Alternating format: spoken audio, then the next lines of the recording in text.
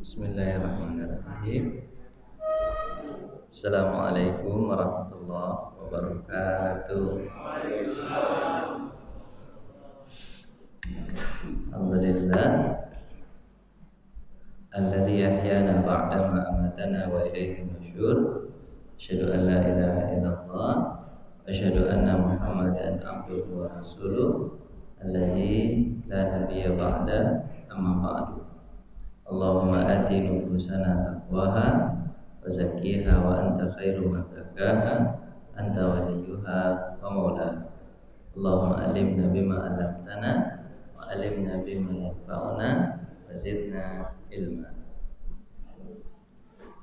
Bapak Ibu yang dirahmati Allah, alhamdulillah ini pertemuan kita yang kedua kali tentang buku Minhajul Qasidin Mukhtasar Ihya Ulumuddin.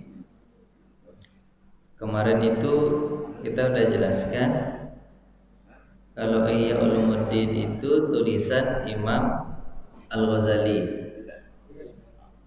Tapi ada teman Imam Al-Ghazali ini yang terkenal, Pak. Namanya adalah Syekh Abdul Qadir Jailani. Orang selalu mengatakan begini, yang menulis buku adalah Al-Ghazali, yang mengamalkannya Syekh Abdul Qadir Al-Jailani. Itu dua orang yang tak bisa dipisahkan. Penulisnya Ghazali, pengamalnya yang paling hebat Abdul Qadir Jailani. Tapi dua orang ini, Pak, yang hebat, yang mereka bisa menciptakan murid dan mengalahkan tentara salib di dalam perang salib. Murid mereka yang berdua terkenal adalah Jamaluddin Al-Afghani yang terkenal. Terus buku Ihya Ulumuddin ini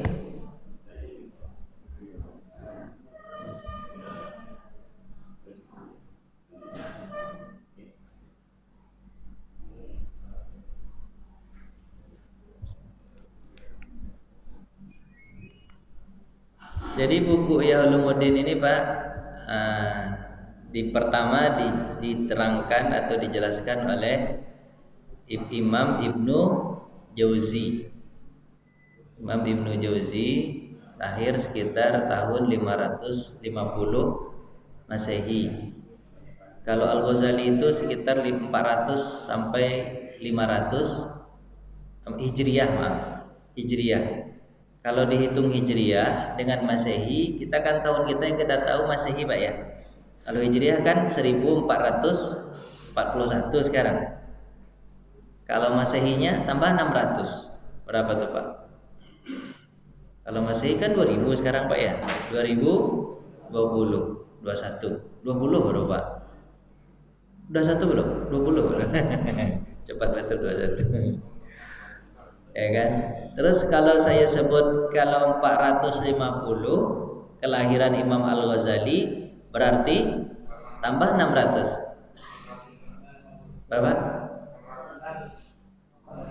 Tambah 600. Kan 600. Nabi kan lahirnya 571, Pak, ya. 571 Masehi. Hijriah ada mulai?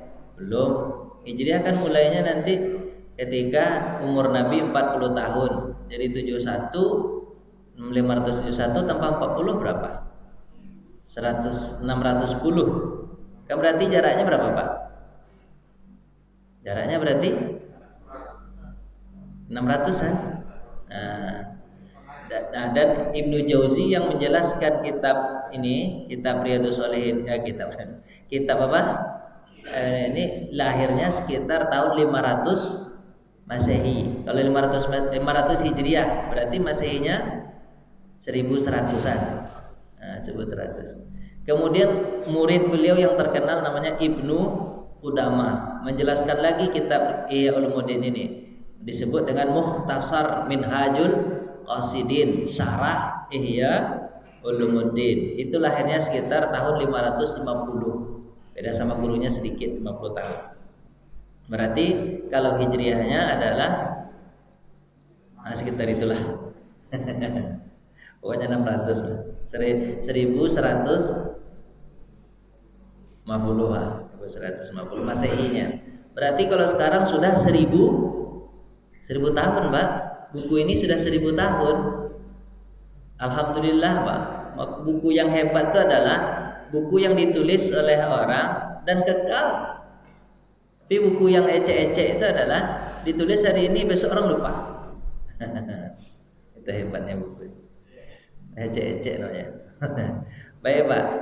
Sekarang kita belajar, kemarin udah kita belajar ilmu yang fardu ain. Ilmu apa, Pak? Ilmu mana yang lebih utama? Ilmu utama itu adalah ilmu akhirat, gitu kan? Kemudian fardu kifayahnya adalah ilmu dunia. Jadi sebenarnya buku ini dibagi 4, Pak.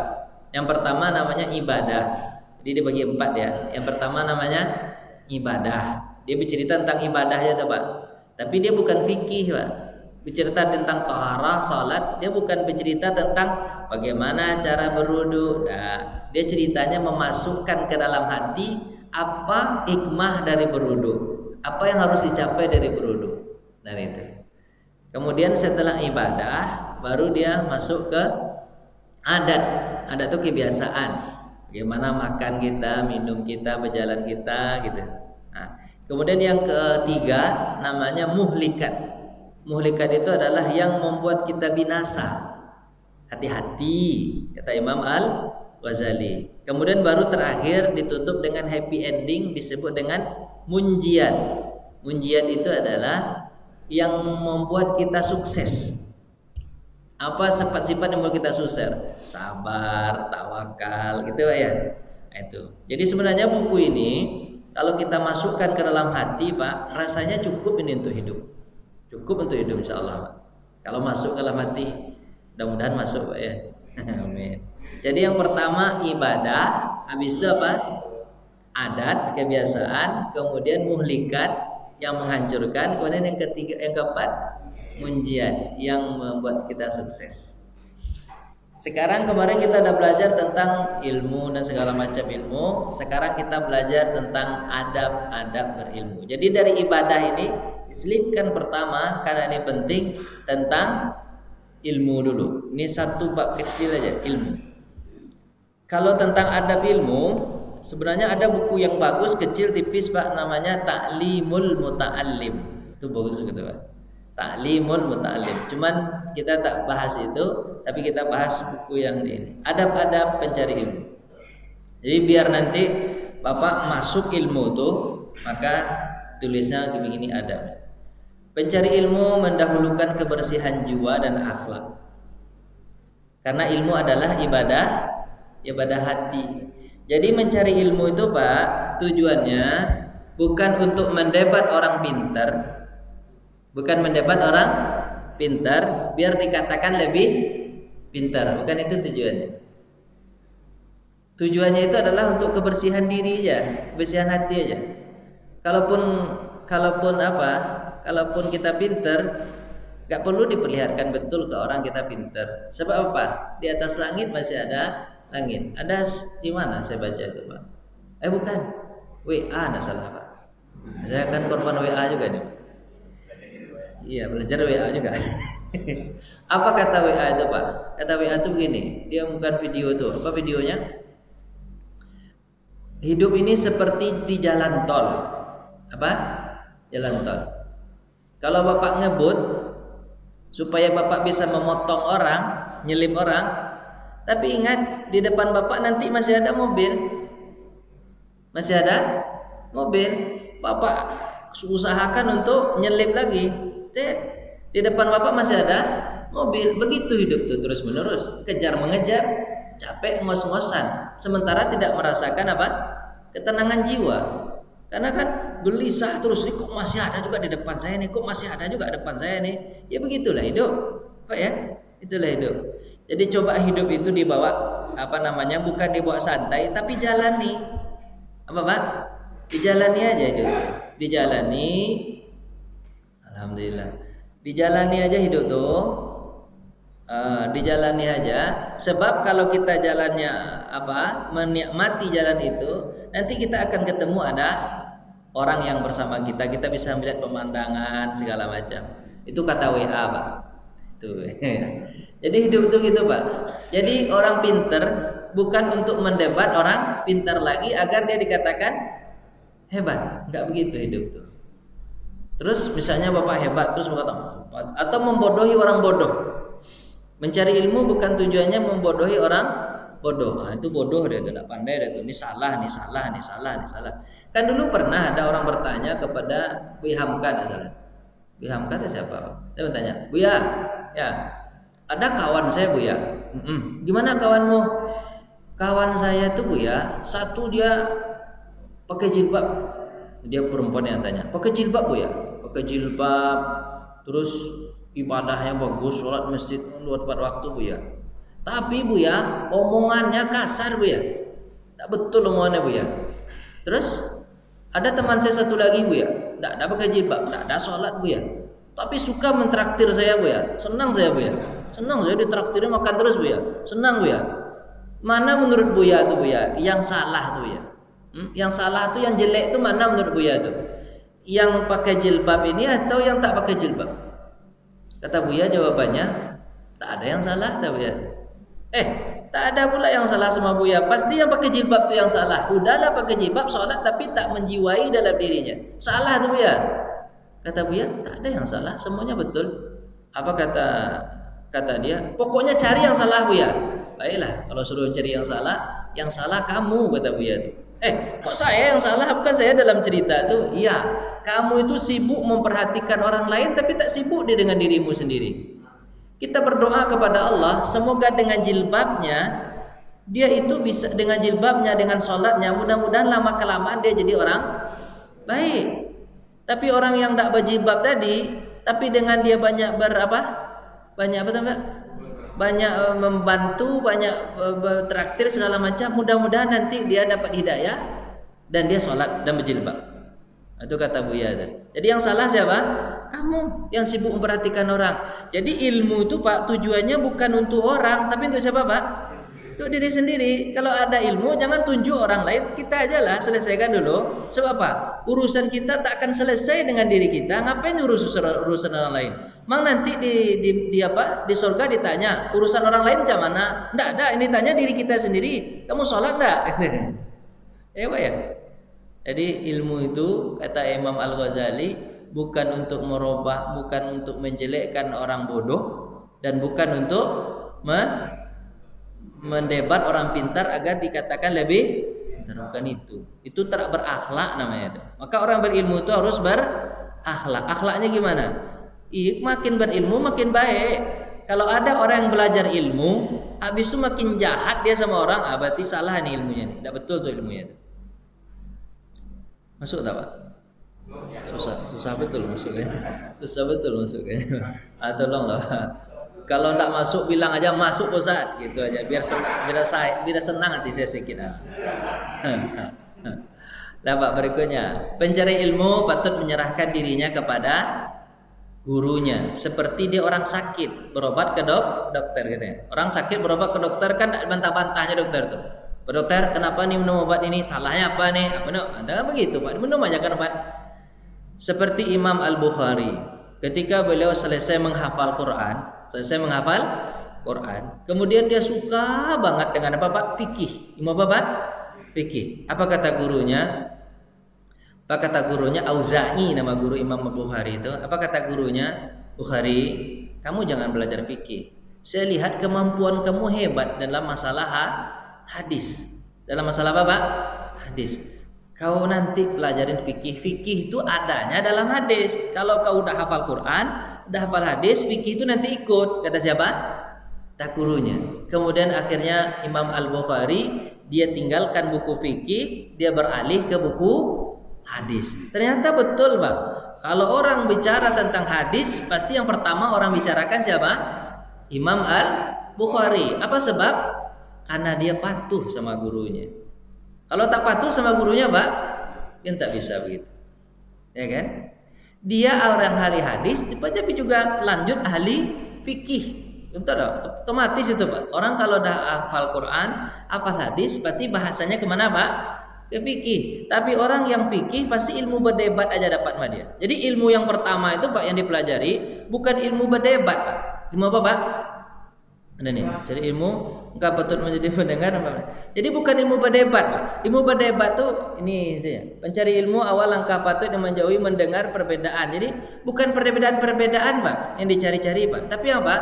Yang menenangkan hati aja dulu. Ini kebanyakan orang belajar itu yang dipelajarinya Pak ilmu apa? Berdebat aja. Wah, berdebat. Wah. Itu ilmu berdebat tuh sakit hati tuh, kasar hati itu. Ilmu apa yang penting tuh, Pak? Bukan ilmu berdebat. Ilmu apa, Pak? Ilmu ketenangan jiwa. Itu. Tapi yang lebih pantas menyampaikan begini ini kan agim begini nih. Dia coba belajar begini, Pak. Belajar aja nih, mau belajar. Ya, tentang marifat. Bukan ilmu berdebat. Ilmu berdebat itu apa yang dapat? Bapak menang dengan orang kalau berdebat, Pak kalah juga ya. Kalah enggak, Pak? Pak menang berdebat sama orang. Yang ada kalau berdebat tuh orang leher tinggi-tinggi tuh, tegang-tegang gitu. Habis itu cepat mati gitu. Sakit kepala kan? Berdebat kalau kalah misalnya kan. Kalau menang kan, oh gitu kan jumawa gitu kan. Enggak ada dapat dari berdebat tuh. Enggak ada dapat dari berdebat tuh. Para sahabat kalau mereka berdebat, kalau seandainya berdebatnya debat kusir, bukan Al-Quran yang dibicarakan, tapi menurut dia ditinggalkan. Adalah menurut kamu, terserah kamu lah. Sebab kalau berdebat itu tak ada ujung. Kalau menurut kita itu tak ada ujung. Tapi menurut Allah pasti ada ujung. Pasti ada ujung. Dan lebih baik tasamuh. Tasamuh itu apa, Pak? Toleransi dengan orang daripada menang-menangan. Sebab kalau menang itu tak kalah, Pak. Menang itu tak kalah. Berdebat Pak sama kawan, menang Bapak, tetap aja kalah. Maksud kalah gimana? Tidak mau dia berkawan sama kita. Malas kawan sama dia berdebat. Malas kawan berdebat. Mana ketemu sama dia pasti berdebat. Ketemu sama dia pasti berdebat. Malas sama kawan sama dia, ya kan? Ilmu itu untuk kita, untuk ketenangan jiwa. Gimana kita tuh tenang, segala macam masuk surga. Itu yang dipikirkan. Kalau untuk orang lain tuh apalah sibuk memperhatikan orang. Kalau menang pun tetap kalah. Nah, itu jangan ilmu berdebat dipelajari. Kata siapa, Pak? Imam Al-Ghazali. Ilmu untuk ketenangan jiwa. Itu adabnya. Terus, Pak, adab pencari ilmu.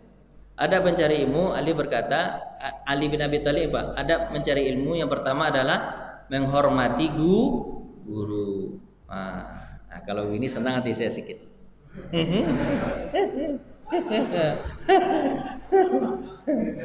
Ya agak senang sedikit. Kan lumayan nih jadi guru sebentar kan. Walaupun nanti dah turun nanti saya Pak Gurui. Terus ya, nanti dah turun saya Pak Gurui. Itu Pak Ustadz itu salah itu. Tapi sekarang kan saya dulu di sini. Ya Pak, yang pertama menghormati guru. Kata Nabi sallallahu alaihi wasallam, dan Nabi sallallahu alaihi wasallam, mu'anaqatu yadahur rajulus salih.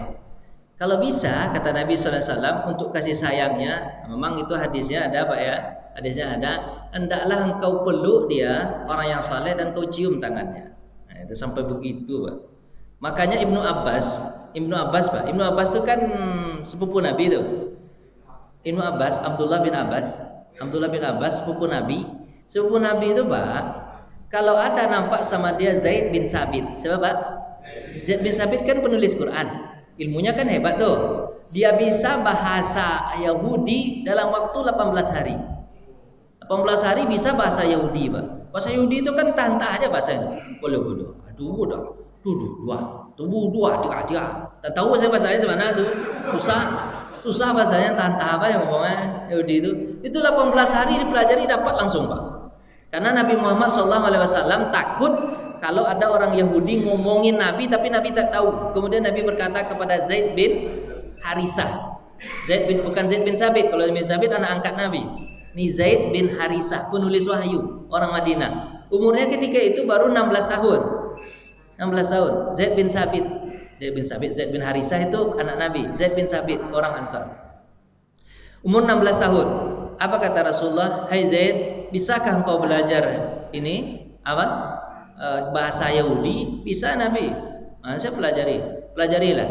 18 hari fasih belajar bahasa Yahudi. Tak ada orang yang seencer itu otak. Ada sehebat itu. Kemudian nanti pada zaman Umar dia diminta untuk menjadi ketua penulisan Al-Quran atau pengumpul Al-Quran. Kalau penulisan pada masa Utsman bin Affan. Jadi 3 khalifah dia memegang Al-Quran itu. pada masa Umar sebagai pengumpul, pada masa Abu Bakar sebagai pengumpul, pada masa Umar sebagai penjaga, kemudian pada masa Utsman bin Affan sebagai penulis, ketua penulis. Kalau kita disebut di Departemen Agama itu pentashih Al-Qur'an. Itu Zaid bin Sabit. Hebat dia. Ibnu Abbas, Abdullah bin Abbas kan hebat juga dalam masalah hadis. Kenapa ya?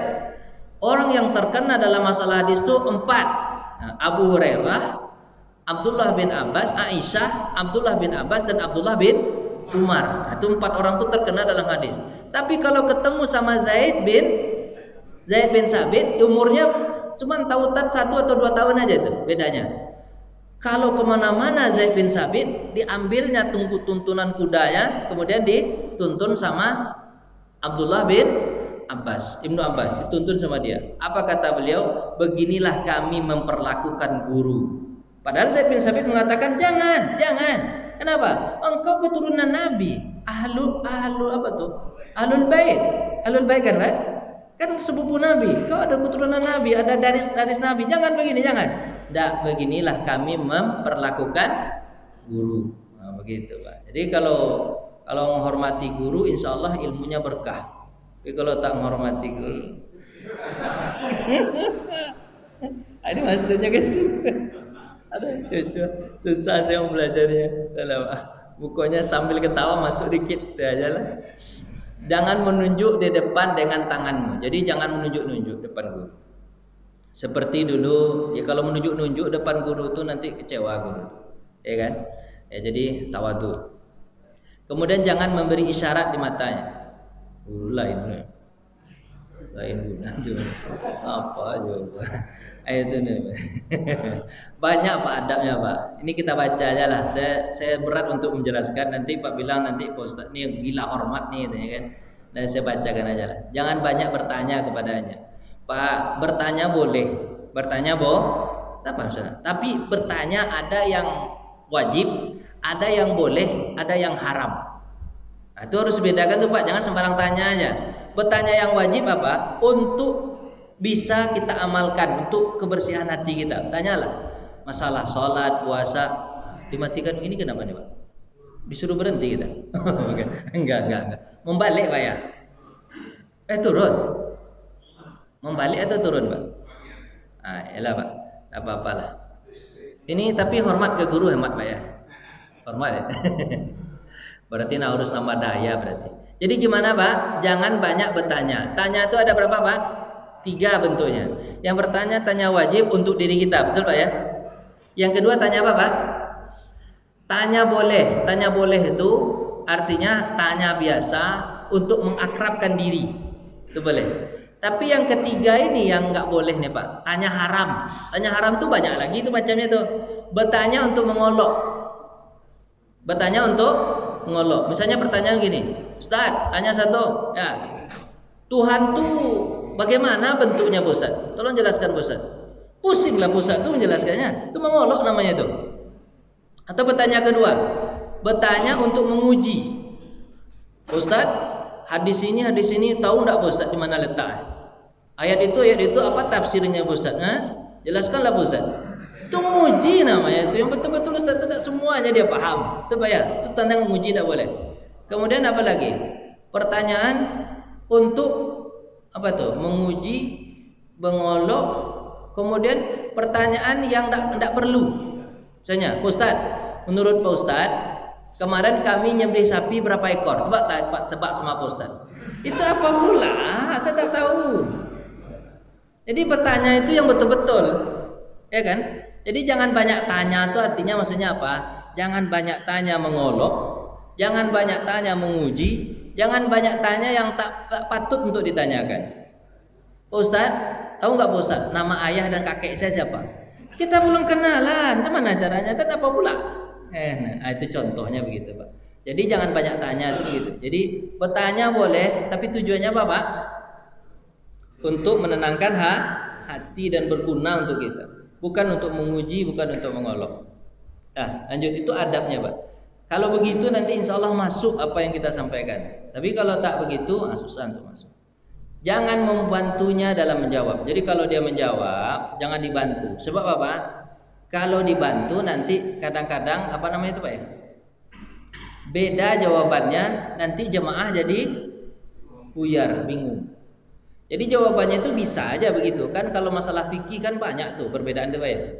Adalah fikih. Biarlah dulu guru tuh. Kalau saya memang kalau melihat ada ke orang ceramah di apa di masjid atau apa. Dulu saya pengurus masjid juga dulu di Padang, di Lubuk Alung.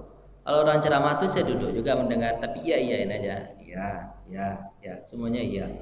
Nanti kalau ada yang sesuatu yang apa yang kan Ustadz tuh ilmunya juga nggak semuanya hebat Pak, macam-macam kalau Ustadz tuh ada yang salah nanti habis itu baru kita klarifikasi. Kalau kita bisa ngomong sama dia berdua, kita ngomong sama dia, ya kan. Kalau kita tak sanggup ngomong sama dia, takut-takut dia tersinggung, cari kawan yang kira-kira kawan itu disayangi sama dia, gitu kan. Jangan ngomong depan umum. Kalau ngomong depan umum itu bukan memperbaiki namanya, itu ngapain namanya Pak? Menjatuhkan wibawa, mempermalukan. Jadi tak bisa gitu. Jadi membantunya menjawab tuh misalnya gini, kalau dia salah dalam menjawab biarkan aja. Nanti baru setelah itu, misalnya nih ustadznya baru tamat, misalnya kan itu langsung ceramah kan ada begitu, langsung ceramah. Terus kita jelaskan nanti apa kita jelaskan. Dan sama jemaah tuh kan bingung, kok begitu Ustaz? Begitu. Baru kita jelaskan. Begini, nanti kalau dia udah pulang, nanti ada kesempatan kita ceramahnya. Oh gitu. Jadi kalau kita yang arif bijaksana kan begitu. Jadi begini, kalau menurut Pak Ustadz itu tidak salah juga, betul juga. Tapi kalau kepengennya lebih ideal, ya begini, itu dijelaskan begitu. Contoh, kayaknya Bapak bosan ya, kayaknya Bapak terintimidasi dengan kalimat ini ya. Itu cemana lagi, emang adanya di situ. Susah saya. Ini Pak Ustadz nih kayaknya sudah membatasi kami nih, jangan-jangan. Tapi cuma adanya di situ. Jangan membantahnya bila dia menolak. Adabnya begitu Pak. Kemudian jangan memegang bajunya, cepat-cepat aja. Jangan memegang bajunya kalau dia bangkit. Cepatlah ajarkan kami lagi, turun. Jangan begitu. Kalau memang dia ada keperluan. Jangan menyebarkan rahasianya. Kalau dia punya aib jangan disebarkan. Seburuk-buruk guru ada yang lebih baik dari dia. Jadi kalau dia buruk pun ambil baiknya, tinggalkan yang buruknya. Kan begitu Pak ya. Jangan sebarkan rahasianya. Jangan menggibah di depannya, seorang di depannya. Itu menggibah seorang depannya itu tadi itu Pak. Membanding-bandingkan menurut Ustadz sana gimana? Menurut kok Ustadz beda ya? Susah nanti. Jangan mencari-cari kesalahannya bila dia salah, maafkan saja. Lanjut cepat aja lah, saya yakin Pak. Cepat aja. Jangan mengadu pendapat orang lain dengan dia. Tadi dah ya. Jangan menolak untuk berkhidmah kepadanya. Yang ini susah. Pokoknya susah saya menjelaskan lah. Terserah Bapak aja lah. Peran dan kewajiban guru. Ini kebalikannya lagi. Peran apa Pak? Peran guru. Guru itu perannya apa? Menyayangi anak didiknya, disayangi. Jadi saya harus sayang sama. Tidak mencari upah. Ini kena saya nih Pak. Terserah. Tak boleh dapat amplop segala macam. Kalau tak Pak kasih juga nggak apa-apa. Terserah Bapak lah. Cuman keterlaluan aja. Kita boleh mencari upah. Sebab kalau mencari upah nanti ininya apa Pak? Apa itu? Ilmunya tak masuk. Dia kena sifatnya upah. Saya dulu ketika ada pelatihan muhasabah dai lah namanya. Muhasabah dai. Ustadz tuh 3 katanya. Kita Ustadz tuh 3 katanya. Kayak Amir Faisal Pak. Ustadz tuh 3 kayaknya. Pertama Ustadz taksir. Ustadz taksir itu Pak tahu? Ustadz taksir itu pakai argo, kemudian kalau dipanggil dia balik. Sini ya balik dia. Dari sana dia balik. Itu namanya Ustadz taksir. Malu kita digituin sama. Hati-hati kali Ustadz taksir. Atau Ustadz ini, Ustadz bus. Yang kedua bis. Kalau bus itu kan orang masuk banyak Pak di terminal Pak.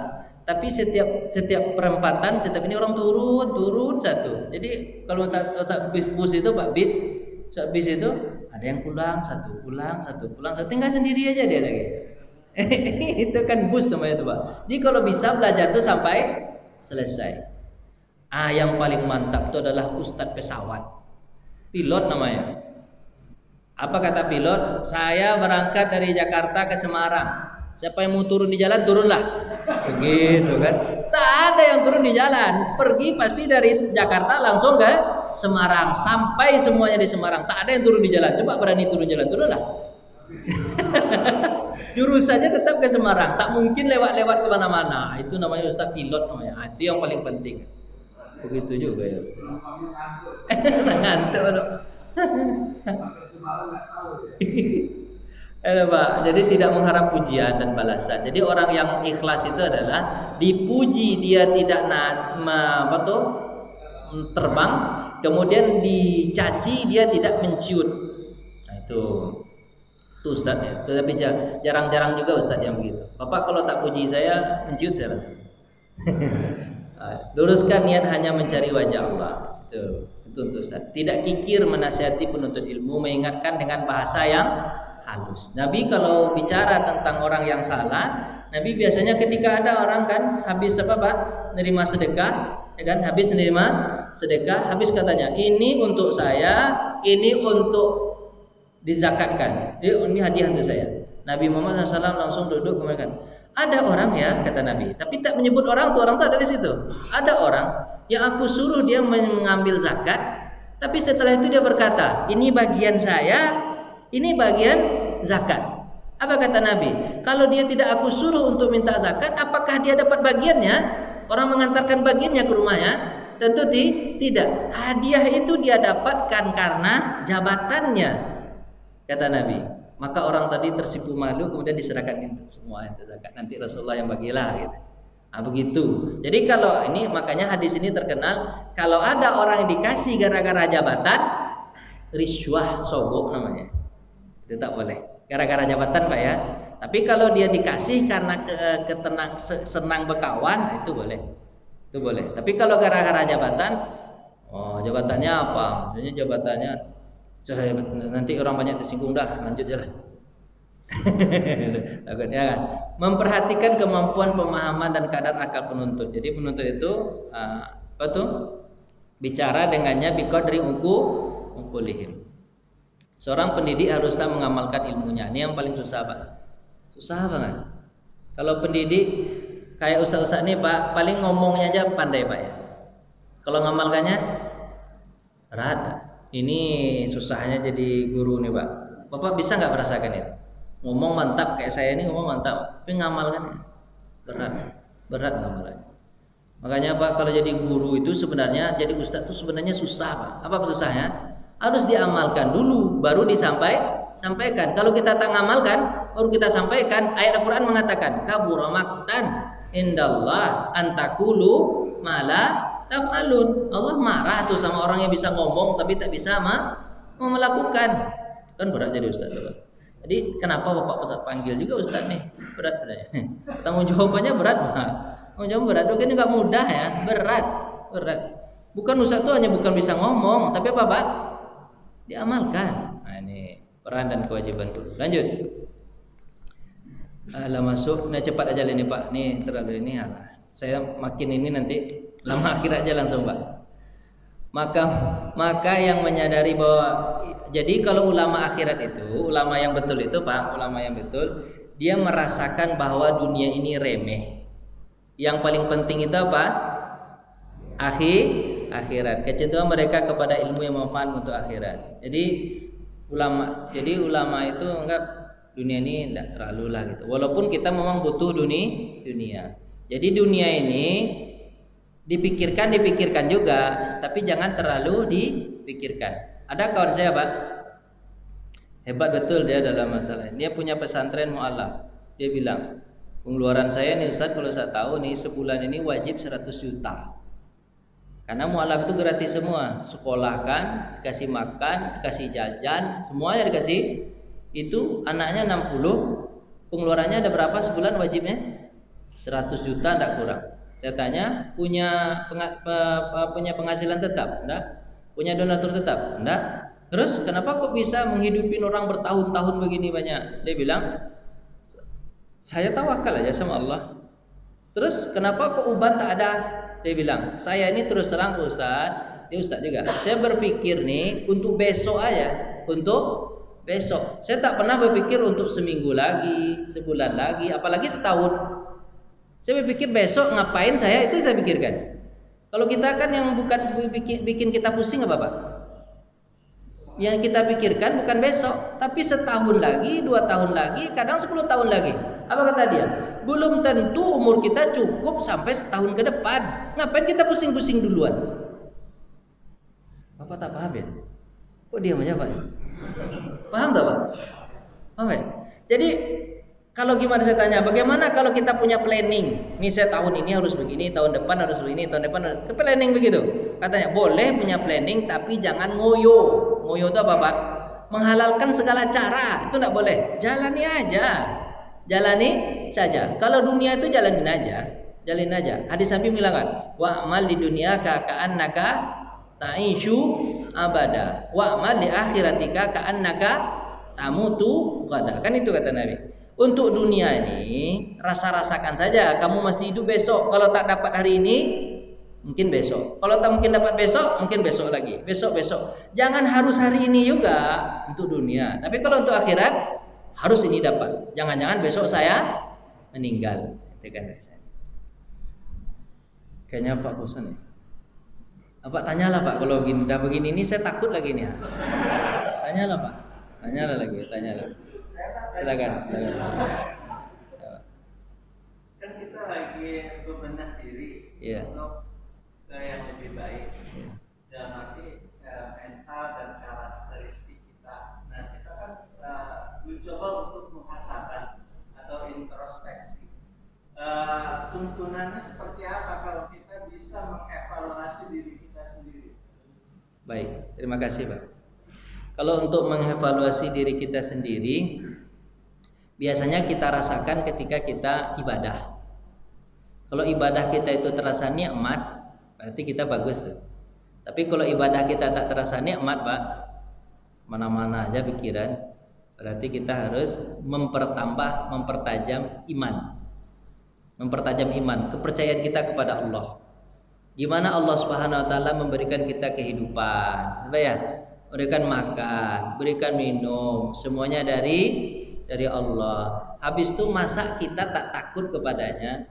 Masa kita tidak melakukan? Kan hidup itu sebenarnya gampang aja Pak. Kalau digampang-gampangnya gampang aja. 5 yang wajib lakukan, ya Pak ya. Tambah dengan yang sunat. Tambah dengan yang sunat. Yang haram tinggalkan. Yang makruh juga, ya Pak ya. Yang mubah bolehlah, sekedarnya saja. Yang gitu aja tuh, kaidahnya gitu Pak ya. Kaidahnya gitu. Yang mubah itu yang mana? Yang mubah itu makan, minum, tidur, biasa-biasa aja, jangan terlalu banyak. Ya Pak, jangan terlalu banyak. Apa kata orang kampung saya? Jangan ikuti selera rendah.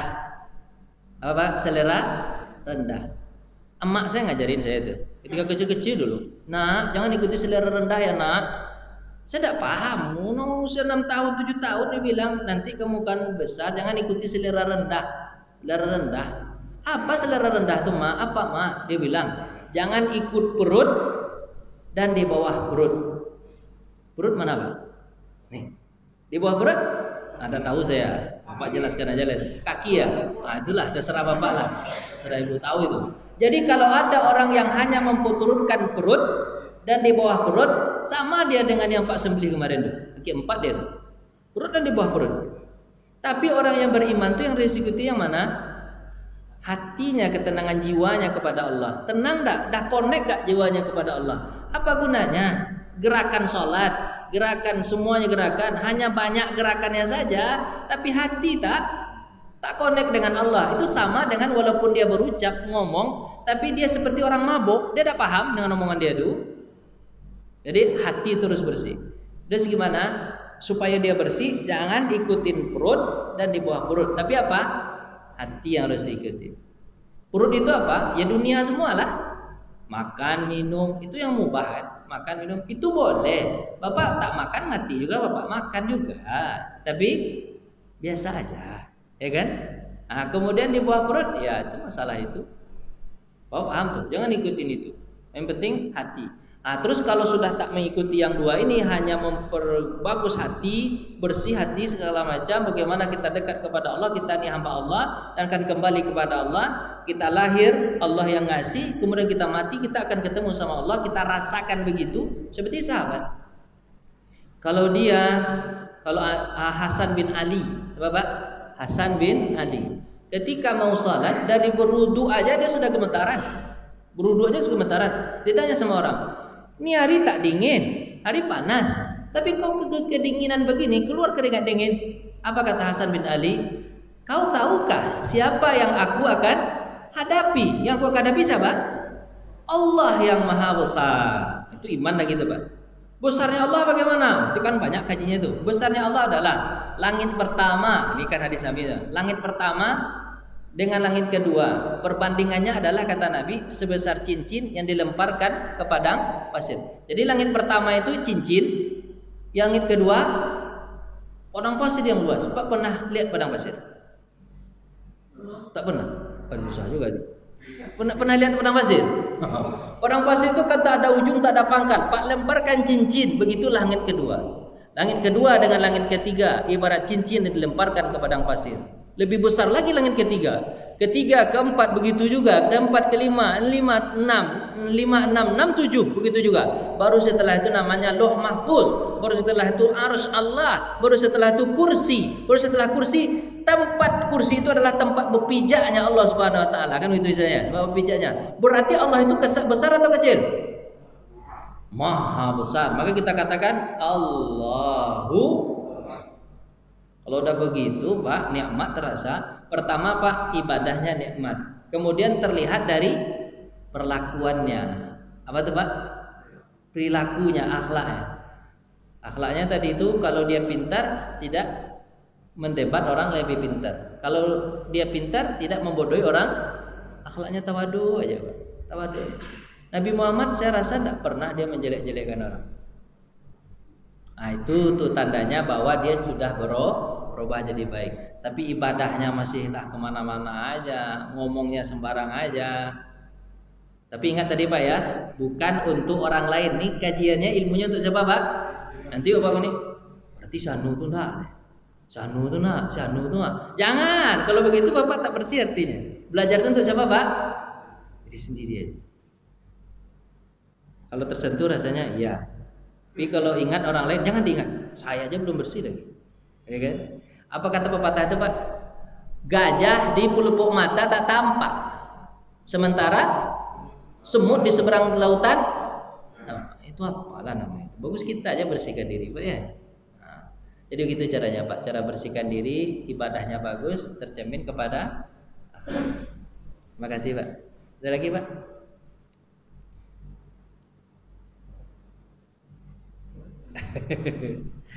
Kalau tak ada saya lanjut terus. Takut yang tadi itu ya.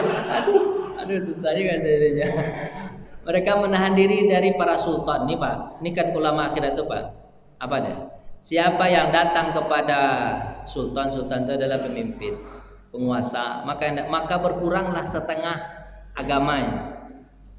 Atau bisa jadi habis. Kenapa? Karena penguasa itu tak akan mungkin memberikan kepadamu dunia. Yang kata mungkin memberikan kepadamu kecuali kekufuran. Karena kan mama aja, Pak, bukan kita katakan bahwa nanti Bapak tak mau juga nanti datang penguasa. Kalau bagusnya itu adalah penguasa yang datang, itu nama ulama akhirat namanya. Jadi pasti orang banyak tersinggungnya, susah saja jadinya. Udahlah, gimana nih, Pak? Nah, itu saya jelasin aja lah, ini kalimatnya begitu. Jadi kalau memang ulama yang betul itu, dia tak mendatangi penguasa. Tapi gimana? Dia didatangi oleh penguasa. Dia penguasa yang harus tanya kepada dia. Sebab apa? Penguasa itu lebih banyak kepada dunianya daripada ke akhiratnya. Maka penguasa itu harus nasihati, ini kau seperti itu, Pak. Harun Ar-Rasyid dengan Imam Syafi'i. Datang Harun Ar-Rasyid ke Imam Syafi'i. Tolong nasihati aku, wahai Imam. Apa kata Imam Syafi'i? Engkau lahir dulu sendiri. Kau lahir dulu sendiri.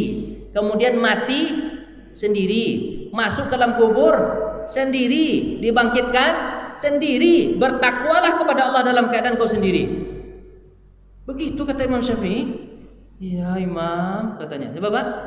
Iya, Imam. Mengangguk dia.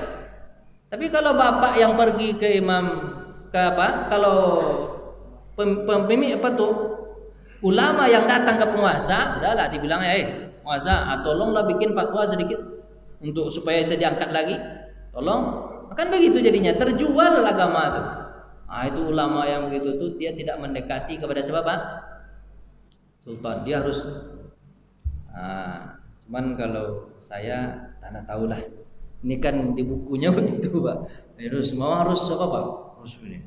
Imam Syafi'i untuk menjaga dirinya, dia Harun ar-Rasyid menghormati Imam Syafi'i, maka dia berikan 2 peti emas. Nih Pak Imam, untuk kau belajar, untuk segala macam, ini 2 peti. Kemudian Imam Syafi'i, Imam Syafi'i dah berpisah, Imam Syafi'i untuk menjaga hatinya supaya bersih, dia tak ada kepada apa? Tak senang supaya dia menjaga keikhlasannya, maka setiap kepingan dulu kan orang pakai duit emas tuh ya. Setiap kepingan itu setiap orang lewat dikasih sama Imam Syafi'i. Sampai Imam Syafi'i balik lagi ke tempat dia, semuanya habis. Begitu ulama harusnya begitu. Tapi berat tuh, Pak. Berat itu. Misalnya nih saya dapat amplop setiap jalan saya kasihin, pulang kosong Bapak. Berat itu, Pak. Berat itu. Nah, itu kan Imam Syafi'i. Makanya Pak, kita akan harus belajar sama orang yang hebat. Kita tahu kan, kalau kepengen hebat ya belajar sama orang hebat. Tapi kalau hanya sekedar membacanya aja, saya berusaha baca ini, saya amalkan juga Pak.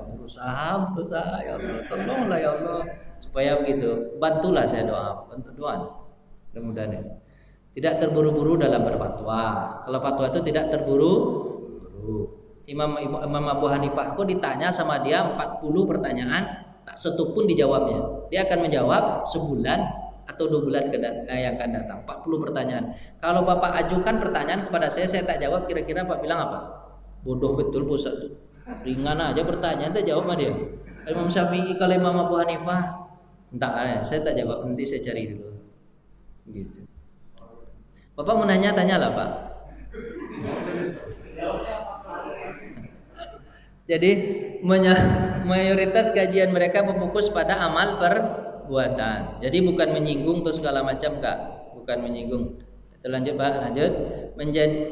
Mengkaji rahasia-rahasia amal syar'i supaya tenang jiwa. Itu ulama akhirat. Lanjut Pak. Mengikuti para sahabat dan tabi'in yang terpilih menjauhi semua bid'ah.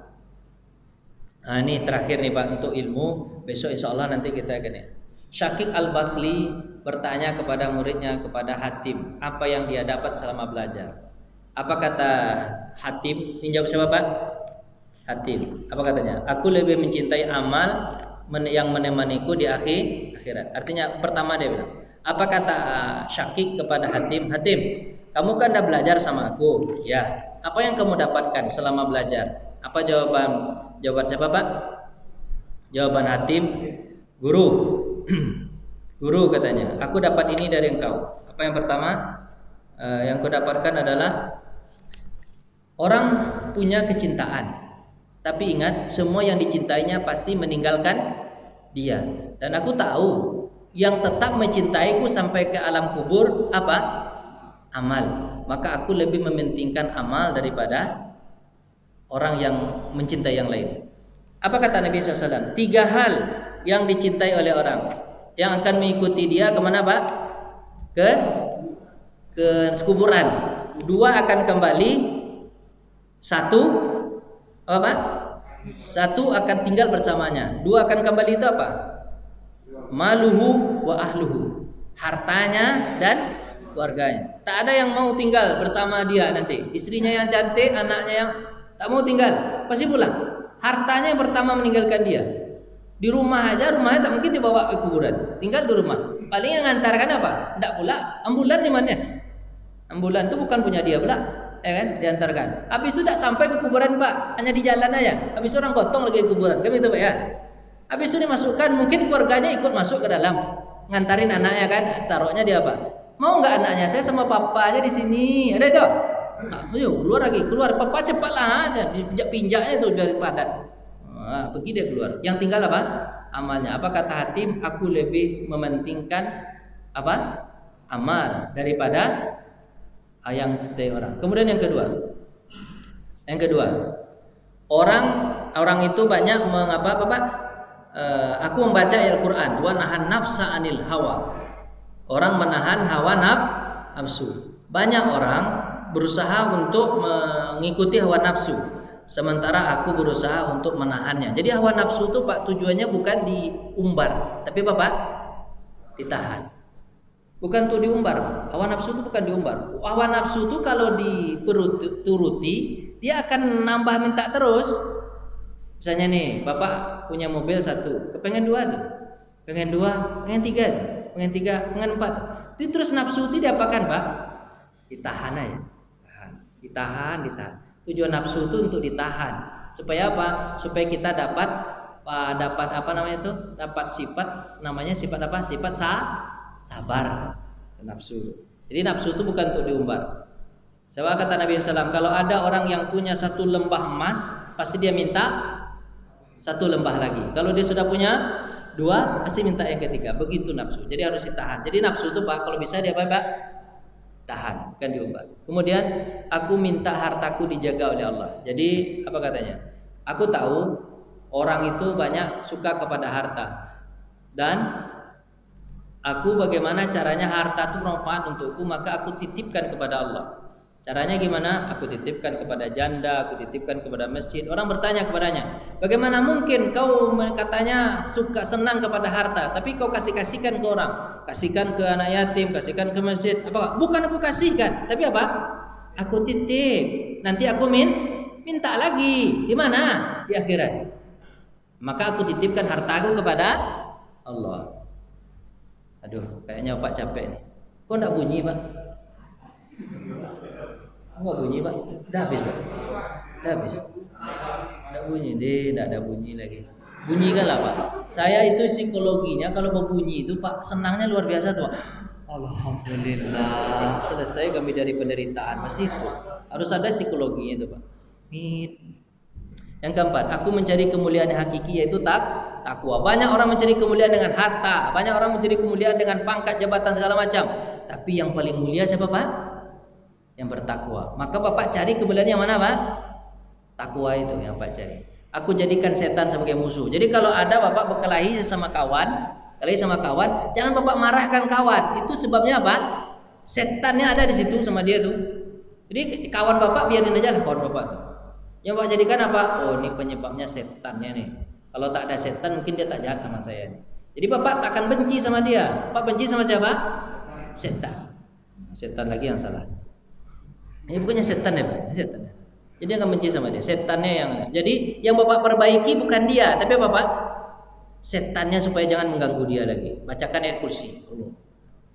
Rezeki sudah Allah bagi, maka aku merasa aman. Jadi kalau rezeki sudah dibagi sama Allah, aku merasa aman aja. Kata siapa? Ini kalau dia belajar. Jadi aku enggak susah mencari rezeki yang haram segala macam. Kalaupun diambil hartaku sama orang biasa aja. Kenapa? Kembali kepadaku karena rezeki sudah. Yang masalah itu adalah kalau surga sudah dibagi Allah belum? Belum tentu untuk kita. Betul Pak ya? Tapi kalau rezeki pasti Allah kasih. Dikasih sama Allah. Itu kan jadi aku tak terlalu pusing lah masalah rezeki. Seperti kawan saya tadi itu, dia berpikir hanya sehari ke depan, tapi dia tak berpikir sebulan atau setahun lagi. 7, dia menyibukkan diriku untuk menunaikan hak Allah. Kenapa? Karena dunia sudah dijamin. Jadi duniaku sudah dijamin. Ngapain-ngapain aja aku insya Allah aman, gitu kan? Selagi aku bisa bekerja, ya aku kerja. Dijamin sama Allah. Tapi yang tak dijamin apa? Akhirat itu tak dijamin sama Allah. Maka aku cari yang tak dijamin Allah ini, akhirat. Dunia dijamin aman. Kemudian aku bertawakal kepada Allah. Ini terakhir. Jadi selama dia belajar ke gurunya ternyata hati-hati bersih, jelas dia kemana arahnya. Harusnya Bapak, kalau Bapak bisa mengikuti yang 8 ini, Pak tenang jiwa Bapak. Biasanya orang tak ikuti yang 8 inilah makanya dia tak tenang jiwanya. Dia tidak mementingkan amal, dia lebih mementingkan apa Pak? Dunia. Kemudian tidak menahan hawa nafsu, mengumbar hawa nafsu, tidak mencari apa?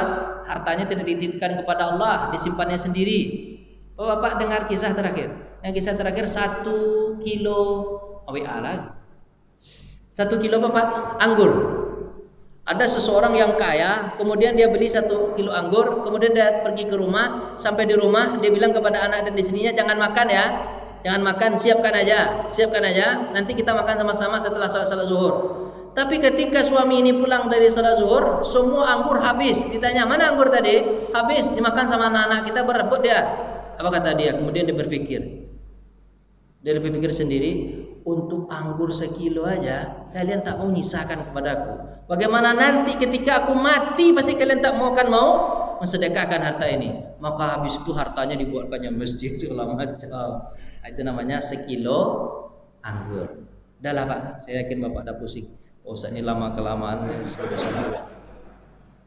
Terakhir Pak yang sudah selesai itu, insya Allah nanti besok kita belajar tentang bagaimana cara toharah bersuci. Tapi sucinya bukan Bapak tak suci bukan apa Pak?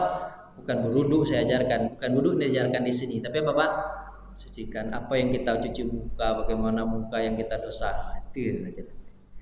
Mudah-mudahan saya bisa ngajarkan Pak ya. Amin. Mohon maaf atas segala kurangan. Kita tutup dan baca hamdalah. Alhamdulillahirabbil alamin. Doa kafatul majlis. Subhanakallahumma wa bihamdika asyhadu an la ilaha illa anta astaghfiruka wa atubu ilaik. Assalamualaikum warahmatullahi wabarakatuh.